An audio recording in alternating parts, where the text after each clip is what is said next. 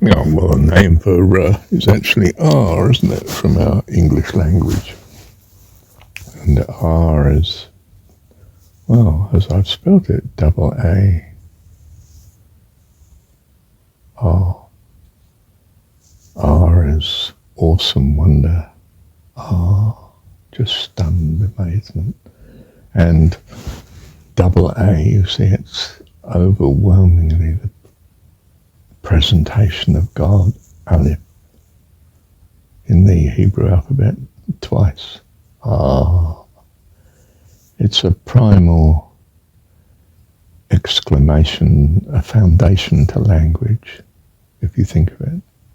Remember, God is in the Johannine, in the John understanding of things, John's Gospel. It's in the beginning was the Word. Ah, awesome wonder of God. And the Word, all things were made by him. And in fact, it's the very Spirit of God, you see. Ah, goodness. Stunned effect of enlightenment, whatever you call it. Just all creation just spread out infinitely. And that's just this one, this universe. How many are there? I don't know, no idea. It's part of the veil at the minute, isn't it, still? But I have an intuition, if you like, a Gnostic feeling that there may be many, many, many without limit. Everything else about my God seems to be without limit.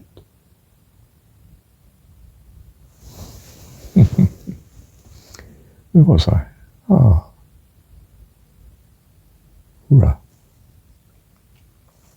round. Oh, that was ever the symbolism of the perfect. And what was the best round you could get? In the sky, wasn't it? The sun. It's round. I don't know if the sun is actually a squash circle like the planets are. If they spin. Perhaps Mercury isn't. He's not spinning, is he? Well, only once in his year. Which is fairly quick, of course, because he's so close to the sun. A year is quite quick for him, but we're spinning at the rate of, well, the surface on the Earth is spinning at 1,000 miles an hour. 24,000 miles around the globe, 24 hours. We're shifting at 24,000 miles per day. It's amazing how we hang on so well, isn't it? Without noticing it. Goodness, how strong is gravity to do that? How astonishing. Do you see the awestruck wonder of astronomy when you first look up at the night sky? Well, assuming you can see it with modern pollution, light pollution and air pollution but anyway, take my word for it, when you could look up at the night sky and see the stars, they reckon, I think astronomers reckon you can see something like 2,000 stars at night. Probably they think the northern hemisphere, I'm not sure. I think you might see more in the southern hemisphere, yeah. But of course it depends on how good your eyesight is and what's the level of light and particle pollution in the atmosphere. Which is why we stick, we used to stick telescopes on top of mountains because there's less atmosphere to get in the way. Now we stick our telescopes in space, of course, and send them off on long, hopeless journeys. might be smarter just to improve our technology to see further rather than still travel there. It takes time for us to adjust what we're at, doesn't it? Where was I? Oh.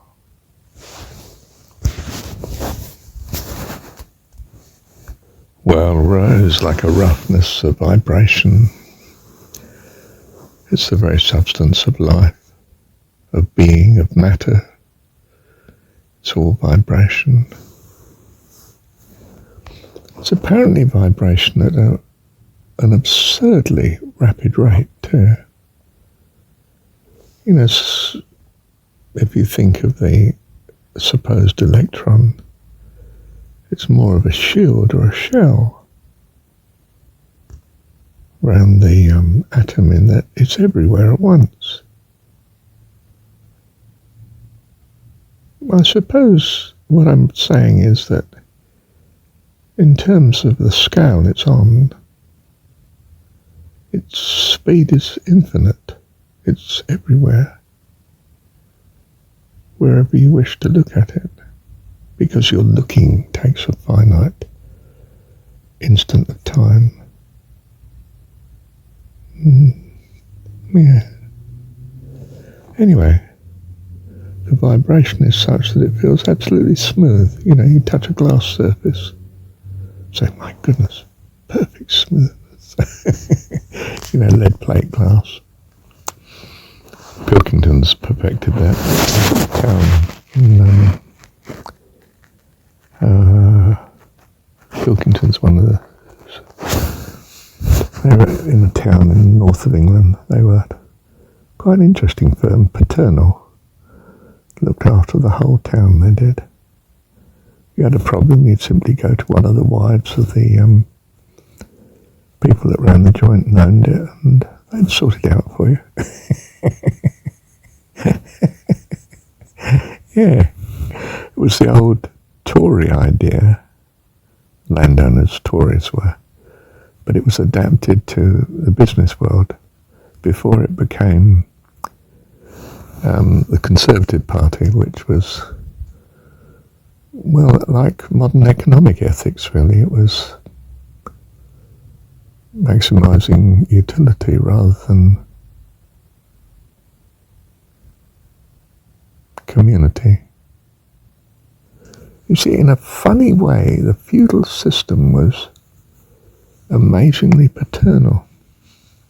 Corrupt, of course, because, well, man is a bit corrupt, isn't it, to say the least. But there was this notion that the Lord looked after his serfs. And, you know, so-and-so is now a widow. Well, I must continue providing for her. And so the Lord of the Manor did. I mean, wasn't going to provide for her the way he was living, of course, in the big house, but, you know, she has a place on the estate. She's part of my possessions, for goodness sake. Of course I look after her in her widowhood. Which, of course, given her deprivation, will be extremely short anyway, so it won't be too big a burden on me, will it? Oh, the cynic, Marshall. But God is not. God is not cynical. He's a perfect optimist. And he achieves what he imagines. Wow. That's quite something, isn't it? And the whole creation is what he imagines. His thoughts, his vibration. He said the word and it came into being. He in fact didn't even bother to say the word. He was the beginning. It's his very being that is the beginning of all. And I don't mean by that I understand it. Now that really would be a lack of humility. Really presumptuous. And I don't know, of course, that Scripture's got it right either. By no means. And even if Scripture did have it right, I would doubt it. Because I don't come with that sort of clearness of mind that knows of a certainty what is right. I am what I am.